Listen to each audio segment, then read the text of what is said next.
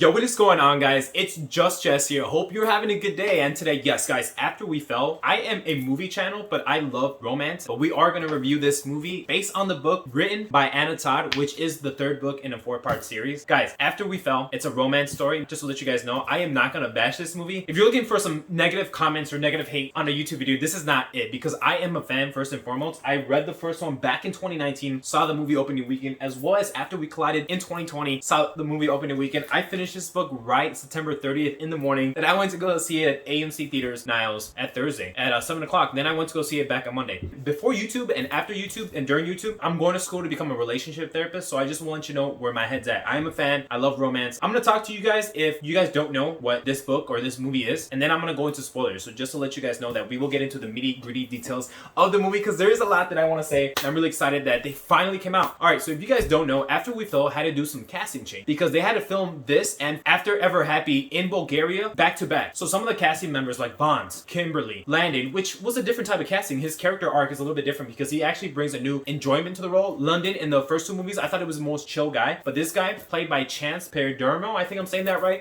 he just adds a little bit more like oomph to the role. Like, he's more outgoing. I'm not saying that Landon in the first two movies wasn't outgoing, but Landon in this movie he's really different. What is After We Fell? So After We Fell started online on Wattpad. I did not know it was online until like the 2019, until I started reading it. It's a romance movie first and foremost. However, the way I could sum it up, imagine like 50 Shades but in college. Hardin, the guy, wants to go to London. Tessa, the girl, wants to go to Seattle for a new job promotion. Now, it's that push-pull, toxic, sexy, outgoing, dynamic relationship between the two that keeps it going. The third book, third movie, I'm gonna refer to it at the same time, takes place right after a few hours as After We Collided. Spoilers for the second movie and second book. Tessa meets her father at some place after Hardin gets his tattoo. Most of this movie focuses on the romance between Hardin and Tessa, which is Hardin's parents, as well as Christian, Bonds, Kimberly, Scott, Trish, Tessa, father. The movie follows the same formula the book does. So everything that you read in the book chronologically in order happens in the movie. Now, that's basically the summarized plot. Now we're gonna get into details of the sex scenes. Let's talk about that. I thought the best ones were the gym scene, the hot tub scene, the jacuzzi, as well as the nightclub, which wasn't really a sex scene, but the bass pumping and the soundtrack with it. Every single soundtrack with these three scenes, I really love. Soundtrack, I thought it was lacking other moments of the story. Why do I like the jacuzzi? Well, it's the cinematography. When they're just chilling there, standing or talking, the smoke and it just fills up air. Oh, that sounds so weird. The smoke fills up themselves as well as the camera techniques and the soundtrack. And especially when they're just looking at the stars and then when they're talking, it's like that blue neon light. And I thought that was so cool. I mean, I love neon. So seeing that portrayed in the movie, like, I didn't know how they were gonna do it because when I was reading it, I was like, how are they gonna make it happen? And I just loved how they did it, especially the soundtrack, the neon lights, the smoke, the jacuzzi was awesome. Especially Lara Lawson's song in the club scene when Tessa's dancing, because these actors and actresses, Harold Tiffin and Josephine Langford, have already been working with each other for 3 years. And now they're doing these two movies back to back, so you can absolutely see their chemistry. Before I saw the third one on Thursday, I re-watched the first two movies. I didn't reread the books, but I watched the first two movies, and I can already tell this movie has a definitely different mature tone than the other ones. Maybe it's because it's a different director, but it's also Hero and Josephine have been comfortable with each other. Especially, that's the dynamic of the story, because it's a love romance. Like, I get it, there's other stuff, but to me, what really boils down to it's the fights, the push and pull, the toxic relationship, the sex. Like, it's the same problems that you would see, but in a more relatable way, because they're in college. So it's like any of us can relate to it. 50 Shades, even though it's similar characteristics, like going to Seattle, being controlling, fighting, breaking up, it's still more relatable to me, I feel like, because it's also set in college, and I just got out of college like a year ago. Hey, so I'm back in post-production because I really had to mention something that I really didn't talk about in my regular video. So Hardin and Tessa always have this toxic fighting relationship. However, I do like it because it seems relatable to us, as I mentioned previously. But at the same time, Hollywood and drama romances like be all happy and lovey and all that great stuff. But it's amazing because especially in the trailers, if you've seen it, Hardin says, "They don't want to be your freaking friends, Tessa." And it's like, Tessa's like, "You never get to choose who I have as friends." And it's like, I'm sorry, but as a guy, I know for a fact Zed, Robert, Trevor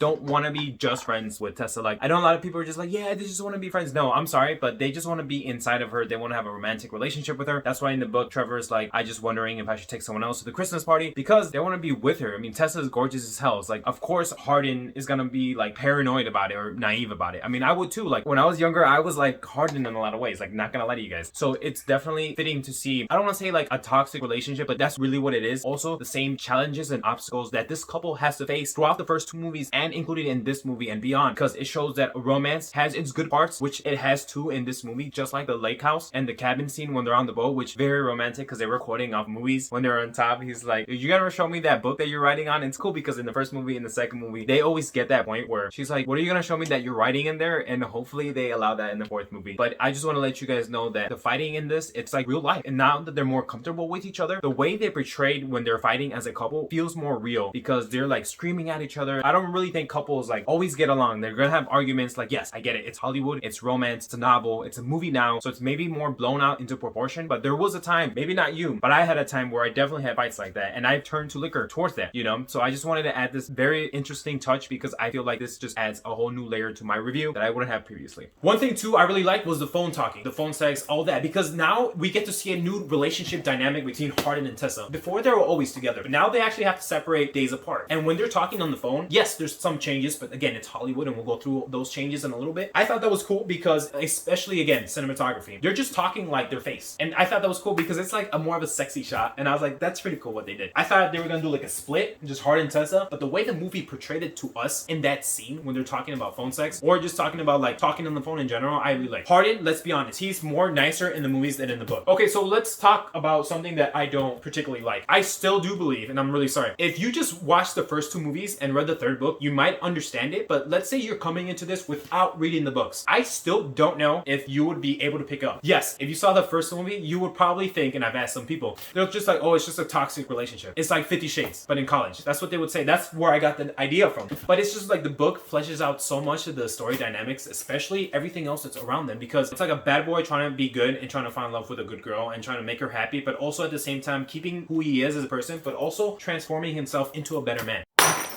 Changes. Let's talk about changes. Okay, so this is not trying to nitpick, but this is just some of them that I saw. Okay, changes. Lillian scene in the beginning when they go to the camp, whatever, with Ken Scott and Landon. Instead of like being at the dinner table, Lillian is already at a table. I thought Hardin and Lillian were already seated at the table, and then Tessa comes. They still have the same dress. It's great. Robert's scene was pretty cool because one thing too that I did like was the changes to Robert. So I thought they went to some pub, him and Nora, and I don't know why Nora has a poster on Instagram and she only says like a few lines in the movie. Robert, I thought that guy was perfectly casting. The way he looks, the way he acted, his mannerism. He's like, what would you like? Hardin's nightmares with Robert. I thought that was awesome, especially coming from a guy. You should see Tessa in a glass door and it's blue neon lights. So I thought that was sexy. And then he's like screaming at it because as a dude and seeing like your girl, the one that like, and especially I can relate to Hardin because Hardin's like, I'm sorry to be honest, but in the movie and the book, he's like controlling and Tessa's like, you just want to control everything. You want to control my life. And it's kind of true, to be honest. Hardin does want to control a lot of things. And I can see that because I used to be like that. So I just thought the rage and like Hardin and like the hero, I thought that was beautifully done because then Robert's like, you can see it, which as a guy, I'm telling you guys, seeing like my girl, my baby girl that I loved, like the best one that I could ever get, which is Tessa to Hardin,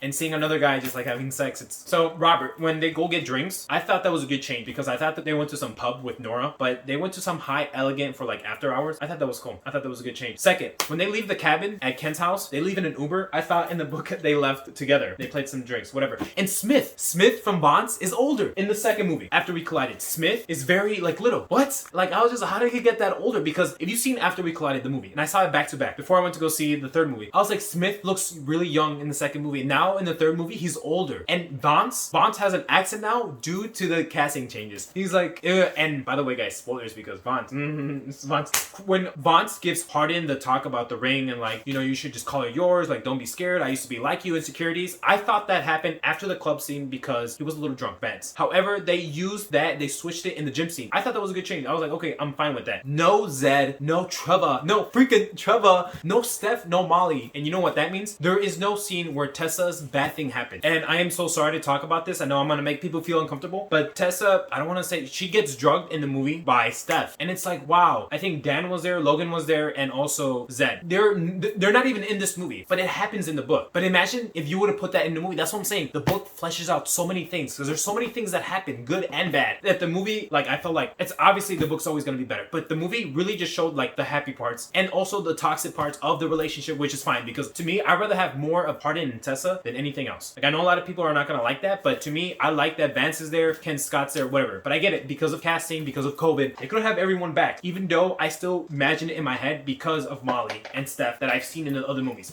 So they don't have that scene. Trevor doesn't go out to her the dinner. Zed doesn't come through the dinner. They don't have that scene at the end And now we're getting towards the end. They're in Hardin's house. Tessa's there, Landon's there, Tessa's father is there, and Carol comes through the door because Hardin called her. And we don't have that scene, even though I was like, oh, imagine they put that scene in. Imagine they put that scene in. We don't. The only thing we get is a flashback in the beginning. We don't get that Tessa's father knows about Hardin, the bet. And I get it, the bet has changed to like the video about like falling in love. Great. But we don't get all those scenes. That's why I want you guys to know. If you didn't like the first two movies, I don't think this will change your mind. Unless you still like are kind of entertained. Yes, it'll still entertain you, but I'm sorry. I feel like you're not gonna know what's going on unless you read the books. You don't have to read the books, but I'm just saying if you want more of the story, because Hardin acts so different. He's more mean. He's just like, I'm just like, why is he doing that? Because it sucks. As a guy, it's like, dude, like you gotta like stop. But I get it. It's hard. It's after series. Let's talk about the ending. I kind of knew by just watching the first two movies and reading between the lines of the books and all three of these. These are just my knowledge about the three books. I kind of knew that Vance is Hardin's dad. And especially, yes, and I want to say the sex scene too between Trish and Vance is there. I thought Vance hit a little bit more hard. I'm sorry, I'm just nitpicking because I'm like, I just finished reading it. I'm like, didn't Vance hit Hardin a little bit? Because at the end scene, it's just Hardin and Vance together. And I love how in the book, Hardin's like, I realize I'm doing the same thing too. Because he's like,